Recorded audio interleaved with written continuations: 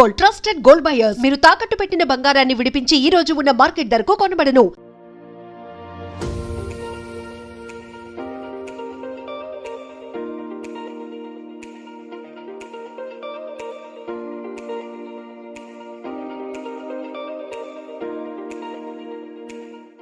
అందరికీ నమస్కారం. నారీ నారీతో శర్వా సంక్రాంతికి స్వాగతం. ఇప్పుడు మనం ఎక్కడున్నామంటే, హలో అండి, అందరికీ నమస్కారం. ముందుగా అందరికీ సంక్రాంతి శుభాకాంక్షలు. నా పేరు రాజ్యం, మీ అందరికీ తెలుసు. మా ఆయన పేరు నారాయణ. మొన్ననే మా ఆయనతోటి షాపింగ్కి పోతే బాగా షాపింగ్ చేసుకో రాజ్యం, ఎంతకాలంటే అంత, ఎలాగో ఊళ్ళల్లో ఉండట్లేదు కదా అన్నాడు. సరే అని చెప్పి షాపింగ్ చేస్తుంటే వెనకాల నుంచి ఒక అమ్మాయి పిలిచింది. నారాయణ అని చెప్పి నాకంటే ప్రేమగా పిలిచింది. ఇదేందిరా బాబు నాకంటే ప్రేమగా పిలుస్తుందని చెప్పి ఏం కథ నడుస్తుందని అడిగితే కాలేజీలో అప్పట్లో కొంచెం వ్యవహారం నడిచిందిలే రాజ్యం, మర్చిపో అన్నాడు. అంటే పెళ్ళికి ముందు వ్యవహారం చేశాడు. నేను నిజంగా గుండె గుబ్బేలు అనిపోయింది నాకు. నారాయణ ఏంది నారాయణ నాకు ఇట్టా పెట్టావు, నువ్వు ఇట్లా తప్పు కదా నువ్వు ఇట్లా చేయడం అని నిలదీసి అడిగా. అన్నీ నీ తర్వాతే రాజ్యం, పెళ్ళైన తర్వాత అన్నీ మర్చిపోయాను అన్నాడు. ఫస్ట్ ఒక అమ్మాయిని ప్రేమించాక మనసారా ఇంకా మర్చిపోతారు కదా. ఇంతకు ముందు నేను సినిమాలో గురించి అడుగుతున్నా, నిజ జీవితంలో గురించి కాదండి. సినిమాలో మర్చిపోతారు కదా. ఒక హీరోయిన్ వచ్చాక ఇంకొక హీరోయిన్ ఏంటంటారు మీరు? తెలీదు. ఇప్పుడు అంటే ఆవిడ మీ లవరా? ఆవిడే గర్ల్ ఫ్రెండ్. ఈవిడే friend who's a girl friend. అంటే ఒకళ్ళు ఉంటుండగా ఎక్స్ గర్ల్ ఫ్రెండ్ని మళ్ళీ మీ లైఫ్లోకి ఎంటర్ చేయనిచ్చారనమాట. అంటే మొగాళ్ళంత తింతేనా? అమ్మ నారాయణ, వీడు నన్ను మర్చిపోయాను అన్నాడు దాన్ని, అయితే వీడు మర్చిపోలేదన్నమాట. ఏమంటారు మీరు? మొగాళ్ళంతా ఒకటేనండి ఏంటండి చెప్పండి. పెద్దవాళ్ళు మీరు, అందరికంటే గురువులు పూజ్యులు పెద్దలు. ఈ విషయంలో మంచి అవగాహన ఉన్న వాళ్ళు డైరెక్టర్ గారు. ఎందుకంటే ఈ కథ ఈయన లైఫ్ లో నుంచి ఇన్స్పైర్ అయ్యి రాసిన కథ. నిజం అండి. ఫస్ట్ పెద్దల్ని అడగండి, ఆయన చెప్తారు. కరెక్ట్. పెద్దలు చెప్పండి. ఒకళ్ళు వచ్చాక లైఫ్ లో పాత బాకీల్ని మర్చిపోతారా, అకౌంట్స్ కంటిన్యూ చేస్తారా? మీ నారాయణ ఏం చేశాడు రాజ్యం? మా నారాయణ ఏం చేశాడు తెలియక ఇంతమంది ఒపీనియన్ అడుగుతున్నా. ఒక్కొక్క జీవితంలో ఒక్కొక్క కథ ఉంటుంది. ఈ కథ సంబంధించి ఏంటనేది రామప్రాజ్ గారిని అడగాలి మనం. ఓకే, జరిగిన స్టోరీ కాబట్టి ఆయన మామూలుగా ఫస్ట్ మీరు చెప్పండి. మా లైఫ్ లో జరిగింది కాదండి, ఇలా నారాయణ లాంటి వాళ్ళని చాలా మందిని చూసి అలా దానిలో నుంచి తీసుకొని ఎగ్జాంపుల్ చెప్పండి. ఇప్పుడు నారాయణ, సీను, అలా చాలా మంది ఉంటారు. నేను ఒకటి చెప్తా. యాక్చువల్గా పబ్లిక్ కాన్సెప్షన్లో నారీ నారీ నడుమ మురారి అంటే ఒక కాన్సెప్షన్ ఉంటుంది. ఏకకాలంలో ఇద్దరు అన్న ఒక వ్యవహారం ఉంటుంది. బట్ డెఫినెట్గా దానికి అది కాదు, దానికి మించిన సర్ప్రైజ్ ప్లాట్ ఈ సినిమాలో ఉంటుంది. అంతకు మించి అంతకు విభిన్నమైనటువంటి ప్లాట్. నారీ నారీ ఇద్దరు ఆడవాళ్ళ మధ్యలో హీరో నలిగిపోతారే కానీ, బట్ ఏ కారణం కోసం నలిగిపోతారు అన్నది డెఫినెట్ అందరూ అనుకునే ఇద్దరి మధ్య ఇది కాదు. ఇది ఒక సెపరేట్ సెటప్, సెపరేట్ ప్లాట్. ఇది అది సినిమా చూస్తే మీకు తెలుసు, కొత్త కాన్సెప్ట్ ఇది. అంటే జీవితం ఇంత విచిత్రంగా, మహానుభావుల్లో మళ్ళీ కొత్త కాన్సెప్ట్ అంటారు కదా, అలా ఇది ఒక కొత్త కాన్సెప్ట్. అంటే జీవితం ఇంత విచిత్రంగా ఉంటుందా అన్నది ఈ కథ చూసి తెలుస్తుంది. ఒక విచిత్రమైన ఒక లాక్ ఉంటుంది. బట్ ఇద్దరు ఆడవాళ్ళ మధ్య కాబట్టి that way also it is app title, నారీ నారీ నడుమ మురారి. మీరు ఎలా మేనేజ్ చేశారండి మూవీలో ఇద్దరు హీరోయిన్స్ తో?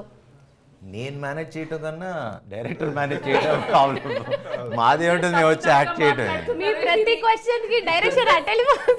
అవును, అందరిలోకి ఎక్కువ మేనేజ్ చేసింది పాప రామబ్రాజే. ఎలా మేనేజ్ చేశారండి చెప్పండి. నేను మేనేజ్ ఏం చేయలేదండి, కొంచెం ఏదో అలా మొత్తానికి అందరినీ కలుపుకుంటూ, ముఖ్యంగా సంయుక్త గారితో చేయడం అంటే అది అసలు మామూలు విషయం కాదు. ఆవిడ అందరికీ తెలుసు మీరు ఎంత పెద్ద పెద్ద సినిమాలు చేశారు ఆవిడ. మరి ఆవిడ సెట్ లోకి వస్తుందంటేనే మరి అందరికి చిన్న షివరింగ్ కదా. ఇంకోటి చెప్పా, డైరెక్టర్ గురించి ఏమడిగితే ఆయనతో వర్క్ చేయడం అంటే అది ఒక స్పెషల్ ఎక్స్పీరియన్స్ అని ప్రతి ఇంటర్వ్యూలో ఇలా గొప్పగా చెప్పాలి, మాట్లాడాలి అనేది అని ఆయన ఆల్రెడీ చెప్పారా? ఆయన చెప్పారు. అసలు మేము డైరెక్ట్ గా మీరు అడగకముందే మేము answer అందుకే చెప్పాలా? answer మీరు question అడుగుతారా? ఇంటర్వ్యూస్ కూడా డైరెక్ట్ చేసేస్తున్నారా? మూవీతో ఆపేయచ్చు కదా. ఓకే, సో లేదు, మీరు అడిగిన దానికి ఏంటంటే అందరినీ యాక్చువల్లీ మాకు అంత హడావిడి ఏం లేదు, అంత ఎంజాయ్ చేస్తూ ఎంటర్టైన్ అవుతూ అందరం ప్రతిరోజు నవ్వుకుంటూనే అంతే హ్యాపీగా వెళ్ళిపోయింది. సినిమాలోనే అంత సీరియస్ లేదు. సీన్స్ ఏమీ లేవు. Full entertainment, comedy, real life లో కూడా entertainment, full entertainment, full fun. ఈ టైటిల్ విన్నాక మీ ఫస్ట్ రియాక్షన్ ఏంటి? Balayya Babu, Jai Balayya. Jai Balayya. So first reaction ఏంటంటే definitely this is an apt title for our film. And అయినంగానే నారి నారి నడుమురారి మనకి క్లాసిక్ సినిమా, అది one of the classic film. And ఆటలో పాటలు అలానే ఉంటాయి. And one of my favourite film. So ఇమీడియట్గా first thing what we had to do is వెళ్ళి బాలయ్య బాబు గారిని అడగాల్సి వచ్చింది. I mean I had to go and ask him, సరే ఇలాగా మీ టైటిల్ పెట్టుకోవచ్చా అని. సూపర్, పెట్టుకోమా, పెట్టుకోవటం ఏంటి, నీకు ముహూర్తం కూడా నేనే పెడతా అని చెప్పి ఆయనే ముహూర్తం పెట్టి ఐ థింక్ మన అన్స్టాపబుల్ షోకి వెళ్ళి అక్కడ టైటిల్ రివీల్ బాలయ్య బాబుతోనే చేయించాం. So on this occasion I have to thank Balayya Babu for his kind heartedness. అడగగానే టైటిల్ ఇచ్చారు, టైటిల్ ఆయన అనౌన్స్ చేశారు. సో మా టీం అందరి తరపు నుంచి thanks to Balayya Babu. Awesome. ఇద్దరు భార్యల మధ్యన ఆర్ ఇద్దరు హీరోయిన్స్ మధ్య నలిపే క్యారెక్టర్ శోభన్ బాబు గారు ఒకప్పుడు చేశారు, అది అందరూ చూసి బాగా ఎంజాయ్ చేశారు. తర్వాత బాలయ్య బాబు గారు చేశారు. సో ఇప్పుడు మీరు చేస్తున్నారు. మిమ్మల్ని శర్వా బాబు అని పిలవచ్చా మేము? లేదు, ముద్దుగా నేను నార్మల్ శర్వా అంటే చాలా సరిపోద్ది. బాబు శర్వా శర్వా మన ఇంట్లో అబ్బాయి, శర్వా సినిమాలు అంటే చాలు. అంతేనా? బాబు వద్దా? లేదు, హ్యాపీగా ఉన్నాను. ఓకే, విరమించుకుంటాం ఇంకా ఆ ఐడియా నుంచి. సో ఇండస్ట్రీలోకి మీరు రావడమే వివాహ భోజనం లాంటి ఒక ఫుల్ మీల్స్ పెట్టేశారు. దాని తర్వాత ఆ తిన్నది అరిగేంత వరకు నవ్వుకునేలాగా సామాజ వర్గం అనే మూవీ ఇచ్చారు. సో ఇప్పుడు ఈ సినిమా ఏంటి, మమ్మల్ని ఏం చేయబోతున్నారు ఈ సినిమా ద్వారా? ఇది పండగకి వస్తుంది. సో పండగకి మీరు అందరూ ఎలా అయితే ఫుల్ మీల్స్ విత్ స్వీట్స్ అన్ని డెజర్ట్స్తో పాటు, అంటే అరిసెలు, ఇటు అటు వెళ్తే ఆంధ్ర సైడ్ వెళ్తే నాన్ వెజ్ అవి తింటారు కదా, అలా. సో పిండి వంటలు and all sweet and hot మొత్తం నేను ఆన్సర్ చెప్తా దీని గురించి. సో సామాజ వర్గం సినిమా చూసాను నేను. సో యూజువలీ కామెడీ ఫిలిమ్స్కి కథ ఉండదు generally. But when I saw Samajavaragamana, నేను అసలు I thoroughly enjoyed the film. And నాకు కథ లేకపోతే నచ్చదు సినిమా యూజువలీ, నాకు పర్సనలీ. సో సామాజ వర్గంలో చూసినప్పుడు మీరు స్టార్టింగ్ పాయింట్ నుంచి ఎండ్ పాయింట్ వరకు తీసుకుంటే ఒక రౌండ్ ఆఫ్ ఉంటుంది, ఇంక్లూడింగ్ ఒక కైట్ అనే ఒక చిన్న సీన్కి మళ్ళీ ఎండింగ్లో ఎక్కడో ఉంటుంది. సో తన వే ఆఫ్ రైటింగ్ నాకు చాలా బాగా నచ్చింది. సో ఫస్ట్ నాకు కథ అంటే ఈ నారి నారి చెప్పినప్పుడు అప్పుడు దాకా చూడలేను యాక్చువల్లీగా, I didn't see the film. అప్పుడు సామాజ వర్గంలో చూసిన తర్వాత అప్పుడు కథ విన్నా. సో ద వే హీ ఒక కథ రాసుకునేటప్పుడు ఎంటర్టైన్మెంట్, ఆబ్వియస్లీ అందరూ ఎంటర్టైన్మెంట్ చేయాలి, మంచి comedy film, full meals, what ever XYZ అంటాం కానీ, బట్ ఒక కథను రాయటం చాలా కష్టం, ఎస్పెషలీ ఫర్ కామెడీ ఫిల్మ్. ఒక సీరియస్ ఫిల్మ్, ఒక వేరే ఫిల్మ్ అంటే ఒక మీటర్ ఉంటుంది, ఇక్కడ డిప్, అక్కడ హై, లో గీయాలి. బట్ ఫర్ నారి నారికి వచ్చేటప్పటికి I think he's return it, అంటే వాళ్ళ హోల్ టీమ్, స్పెషల్ మెన్షన్ మా writers Bhanu and Nandu and మనోడు. I'm telling you, this will be a very clean comedy film with a good story in it.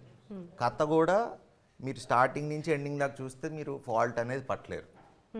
So వాళ్ళ టీమ్కి, అంటే నేను దానికి ఎప్పుడు చెప్తా, నాకు the way they right, it's so clean and beautiful. And కథలో మీరు ఒక్క పాయింట్ పట్టలేరు, తప్పు పట్టడం అనేది ఛాన్సే లేదన్న ఫీలింగ్. అంతే. సో అంత పగడ్బందీగా తీశారు అనమాట. పగడ్బందీ, బట్ ఎప్పుడు అలానే తీయాలని కోరుకుంటున్నాను. సామాజ వర్గం కన్నా I think this will be ఇంకొక స్టెప్ హైయర్. అంటే నేను కొంచెం రీసెర్చ్ ఎక్కువ చేశాను, నన్ను తిట్టుకోకండి ఇన్ని అడుగుతున్నాను డీటెయిల్స్ అని. మీ ఫస్ట్ హీరో సత్య గారు, సెకండ్ హీరో శ్రీ విష్ణు గారు, థర్డ్ శర్వా గారు, అండ్ హీరోయిన్స్ కూడా మనకి సంయుక్త మీనన్ గారు, సాక్షి గారు. అంటే అందరు ఎస్సేనా మొత్తం, అంత క్రూ అంతా ఎస్సే, సిరి కూడా ఎస్సే. ఇప్పుడు యాంకర్ సమీర కూడా ఎస్సీ. ఇన్ని ఎస్ ఇక్కడ కూడా అనిల్ సుంకరా సుంకరా అనిల్ కదా. సక్సెస్ కూడా ఎస్సే, ఓ అందుకని సక్సెస్. ఎస్. ఓకే, సంక్రాంతి మీరు పవర్ స్టార్ గారితో చేశారు అండ్ బాలయ్య గారితో మూవీ చేశారు అండ్ శర్వా గారితో ఇప్పుడు మూవీ చేస్తున్నారు. How is the working experience when you are working with legends like these? Legends వాళ్ళతో నన్ను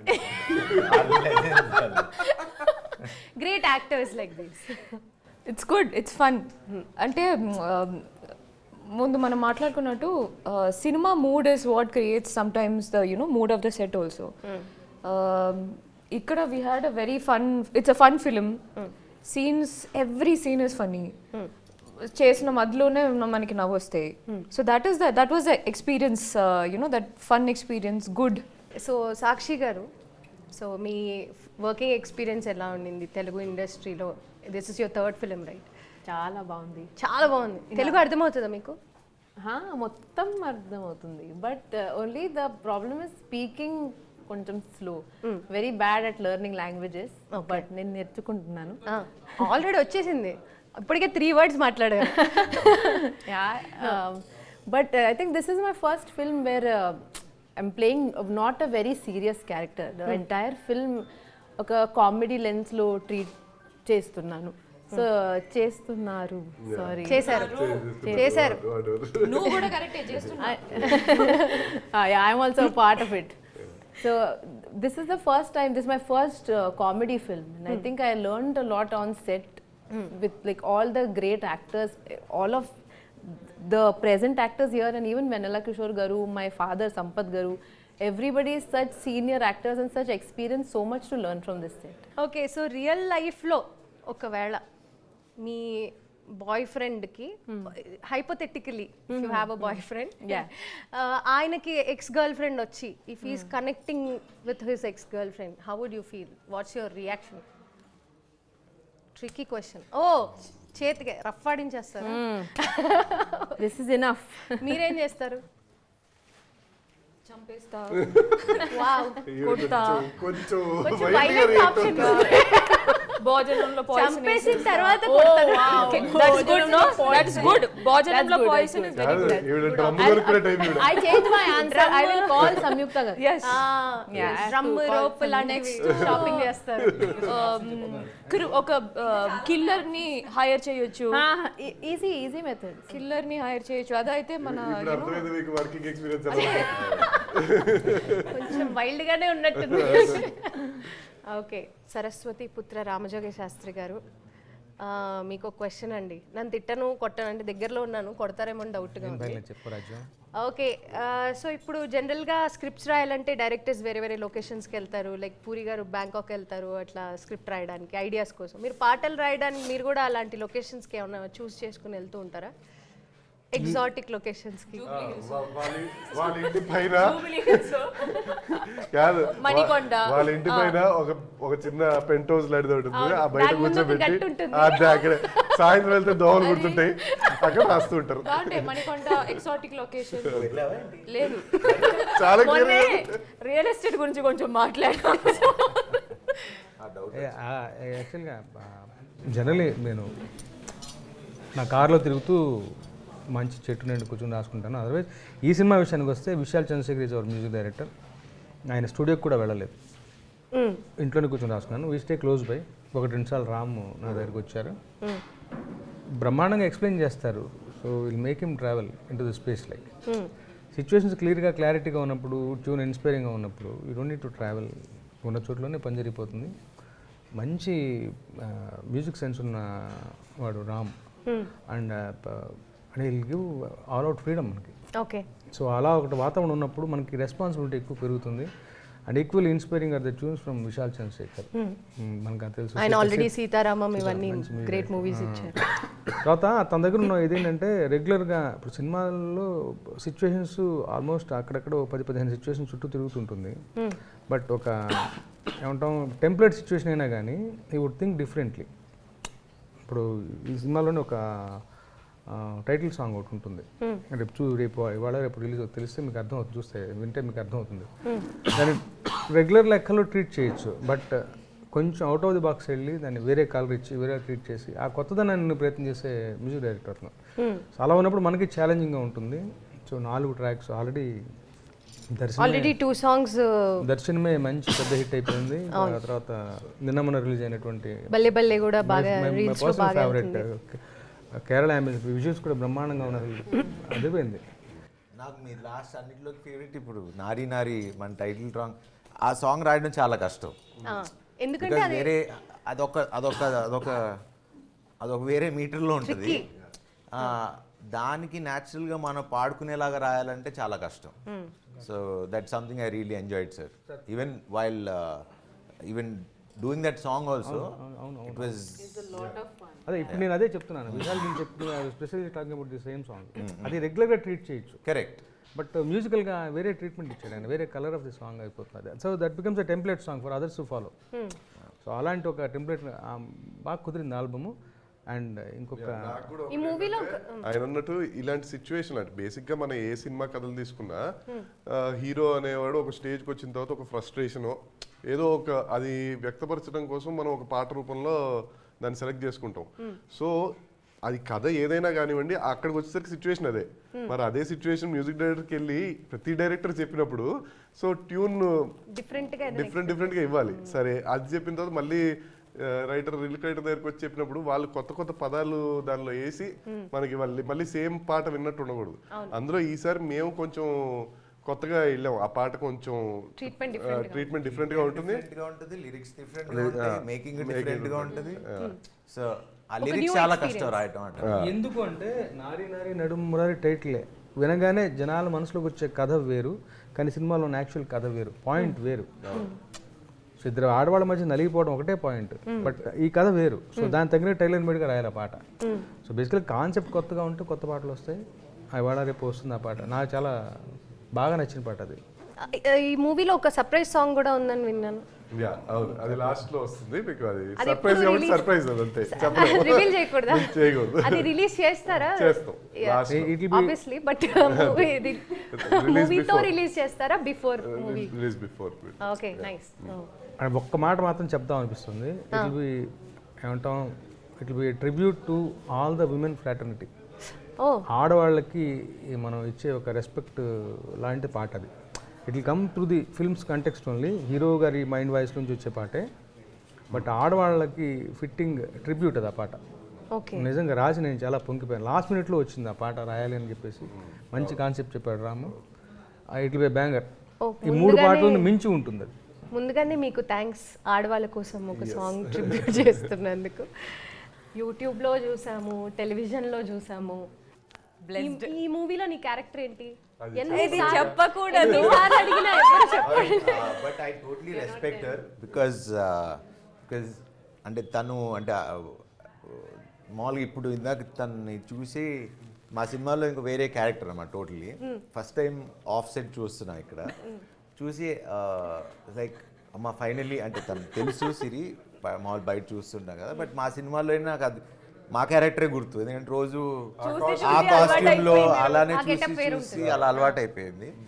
బట్ ఈ క్యారెక్టర్ ఒప్పుకుని తను చేయడానికి నిజంగా గట్స్ ఉండాలి.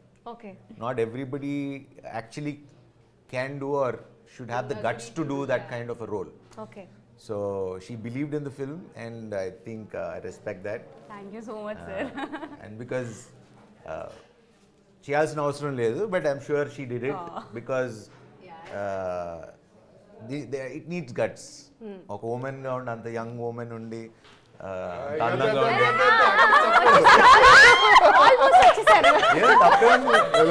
నాలుగు రోజుల్లో తెలిసిపోతుంది. So I want people to appreciate her guts. Yes.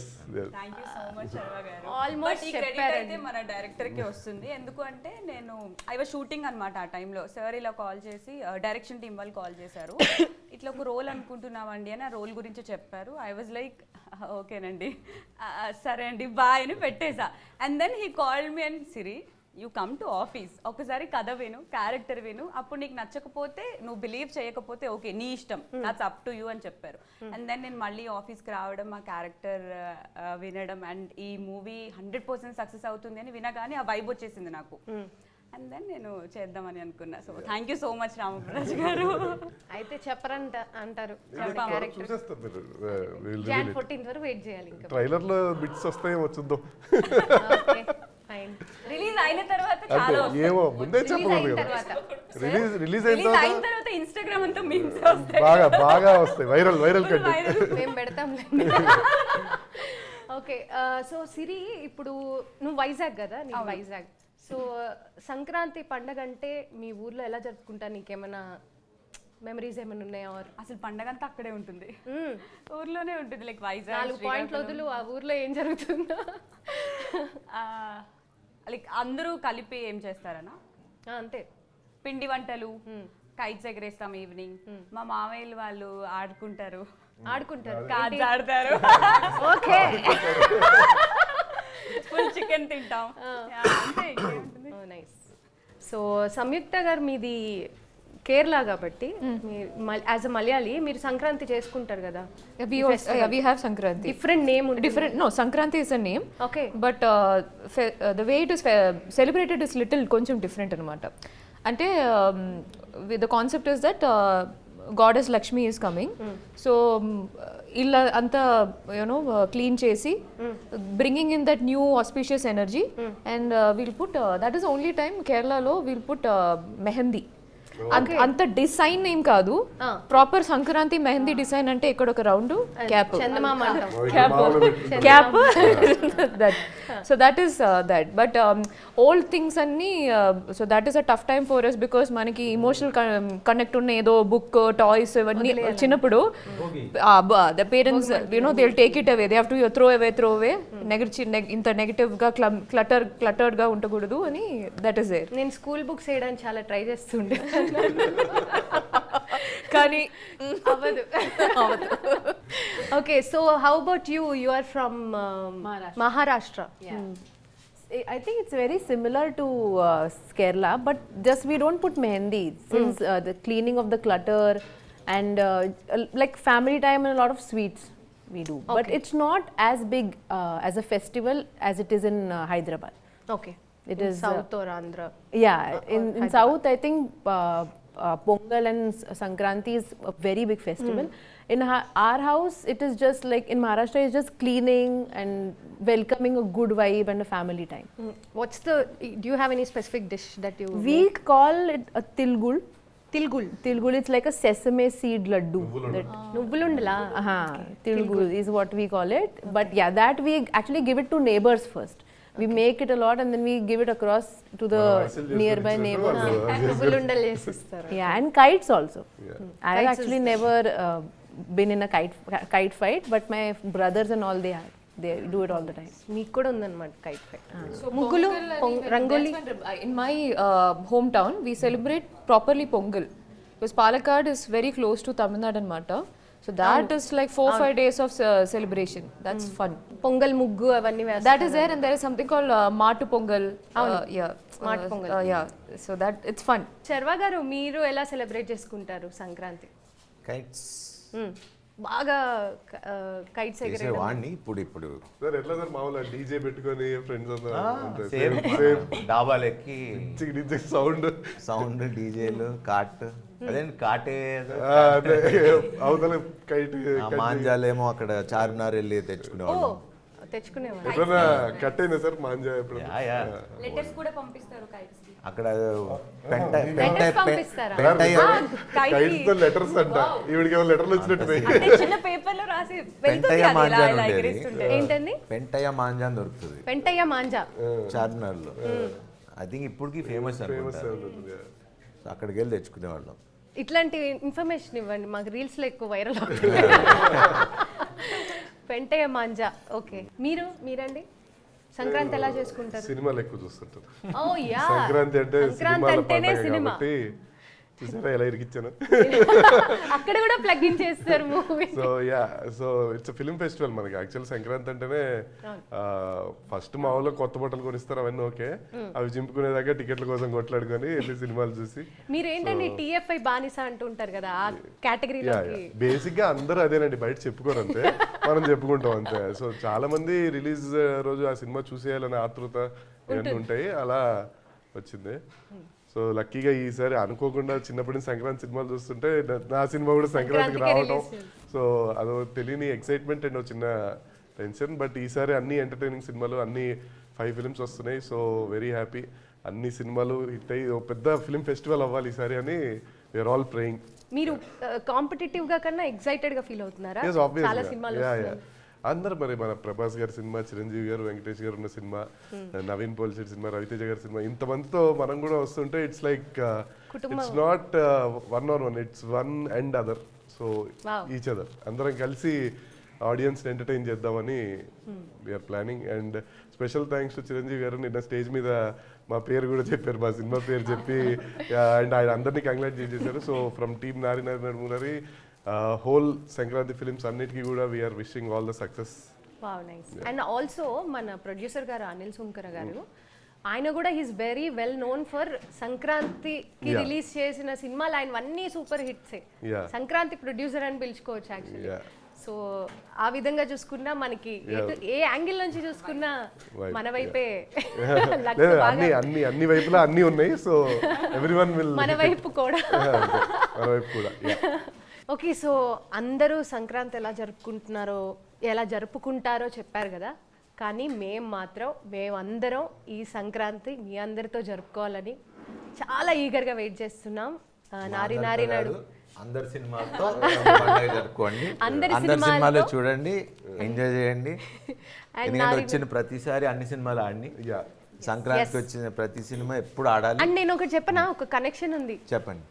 Ram జోగే Sastry గారు రాసిన పాట మీ శతమానం భవతిలో నేను పాడా. సో ఆ విధంగా కూడా అన్ని సినిమాలు బాగోవాలి, పండగని బాగా ఎంజాయ్ చేయండి అందరూ. Have a fantastic Sankranti 2026. మంచి సినిమాలు చూసి ఎంజాయ్ చేయండి.